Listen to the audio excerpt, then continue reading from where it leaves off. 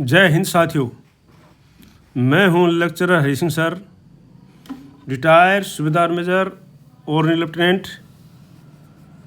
मैं आपको वीडियो के माध्यम से कोई न कोई इन्फॉर्मेशन देता रहता हूं और आज इसके लिए मैं आपको एक खुशखबरी सुना रहा हूं कि आने वाले बजट में जो है ये इनकम टैक्स ख़त्म हो जाएगा और पेंशनर्स और एम्प्लॉयज़ के लिए, कर्मचारियों के लिए बहुत खुशखबरी है, क्योंकि उनका इनकम टैक्स बिल्कुल ही कम हो जाएगा।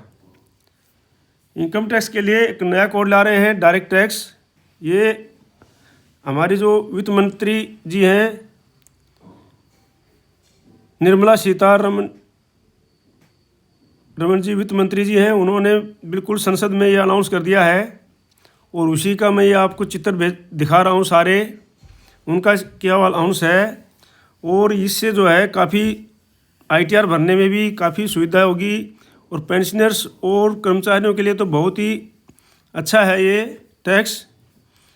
तो आप अगर इस चैनल में नए जुड़े हैं तो इसको सब्सक्राइब कर लीजिए, इसको लाइक कर दीजिए और शेयर ज़रूर कर दीजिए, ताकि ज़्यादा से ज़्यादा नॉलेज, क्योंकि जो नॉलेज है वो ज़्यादा से ज़्यादा शेयर करने में सबको धर्म का पुण्य का काम होता है। तो ज़्यादा से ज़्यादा नॉलेज शेयर होनी चाहिए, ठीक है नहीं? तो नॉलेज है सबको मिलनी चाहिए, आपको कुछ नहीं लगेगा, आपने सिर्फ एक बार शेयर करना अपने ग्रुप में और सबको नॉलेज मिलेगी। तो नॉलेज, विद्या का दान जो है सबसे बड़ा दान होता है।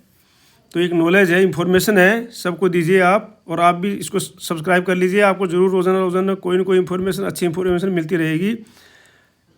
आपके पास जो भी वीडियो बनाऊंगा उसको जाती रहेंगी सूचना और आपको अच्छा इन्फॉर्मेशन मिलती रहेगी। तो चलते हैं अभी आगे।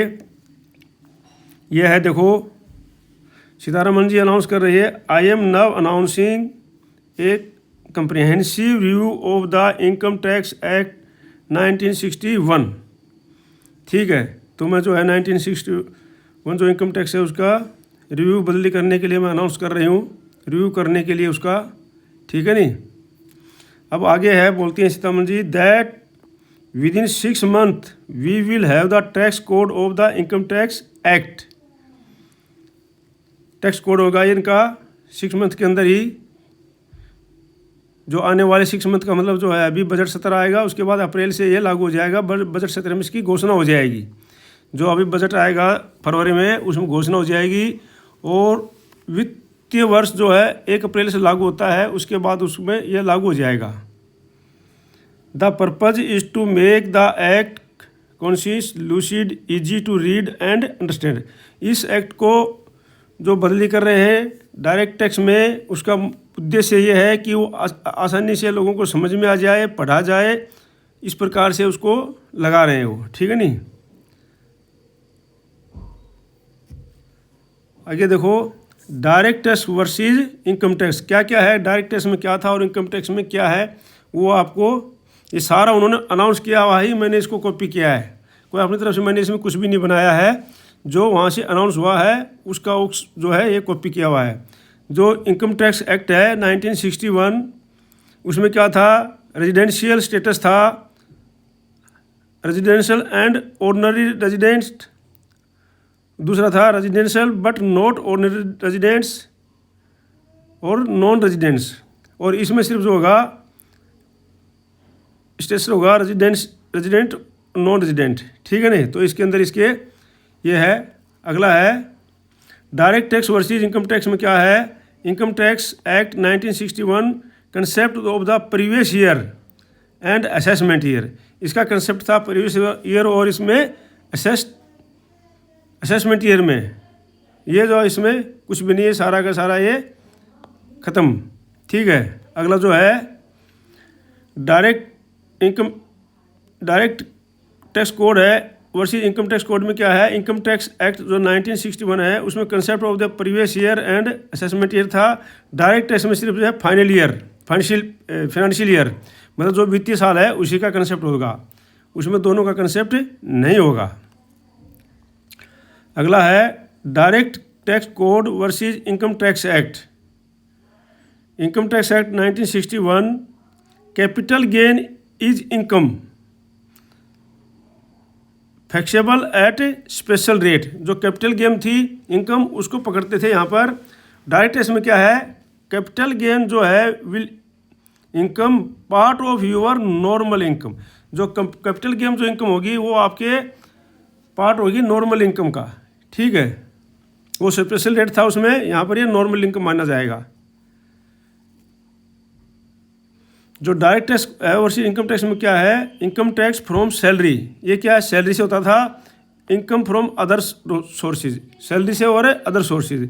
डायरेक्ट टैक्स में क्या होगा, employment income, income from residuary sources. ये एम्प्लॉयमेंट इनकम होगा जो रेजिडरी सोर्सेज से होगा, ठीक है। अभी सारा समझ में आ जाएगा, वित्त वर्ष में जब निकलेगा इसका सारा कुछ। अभी तो सिर्फ जो है ड्राफ्ट उन्होंने मोटा मोटा बताया है।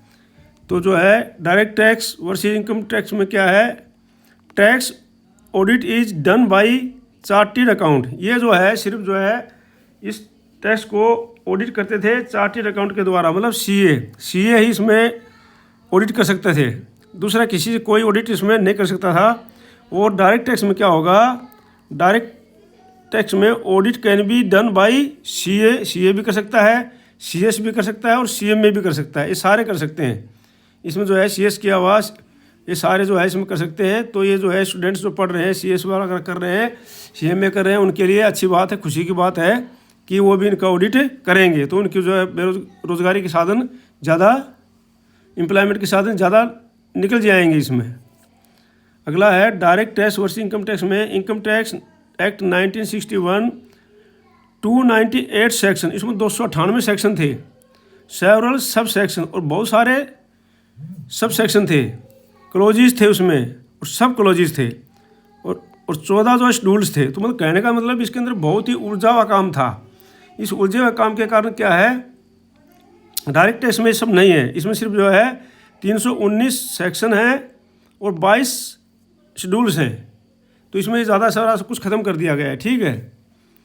अब जो है ये क्या था, डायरेक्ट टैक्स जो है कहने के लिए आसान था, वो सिर्फ 1% लोग ही पे करते हैं डायरेक्ट जो इनकम टैक्स है।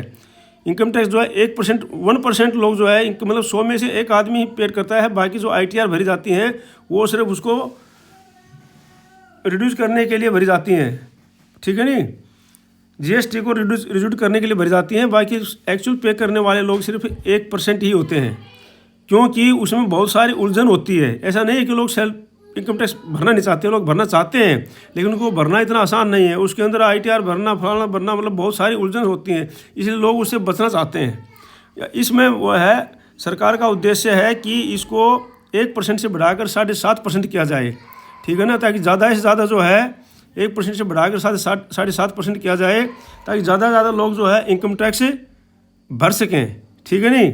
और इसको बहुत ही ईजी बनाया जा रहा है, ठीक है। Tax for salaries, A tax for salaried employees will be reduced. ये मैं नहीं कह रहा, ये सारा उसी के अंदर से प्रिंट लिया है मैंने। तो ये बोलता है कि भाई जो सैलरीड एम्प्लॉयज हैं, जो तनख्वाह लेने वाले हैं या पेंशन लेने वाले हैं या सैलरी लेने वाले हैं, उनका जो है रिड्यूस कर दिया जाएगा significantly under DTC direct tax code जो होगा 2025 के तहत, जो अंडर जो DTC इसके अंदर जो है उसको कम कर दिया जाएगा। अभी जो है ज़्यादा जो सैलरी पर टैक्स कटता है 30% तक कटता है लोगों का, 20% भी कट जाता है, 30% भी कटता है। तो उसमें क्या है, उसको कम कर दिया जाएगा। इस प्रकार से ये टैक्स है। तो ये सैलरी, ये जो टैक्स जो है बहुत ही अच्छी बात है, सरकार इसको बदली कर रही है, तो ये है सबके लिए खुशी की बात है। आप जो है बाकी आप लोग को ये वीडियो देखने के लिए बहुत बहुत धन्यवाद, बहुत स्वागत है आपका।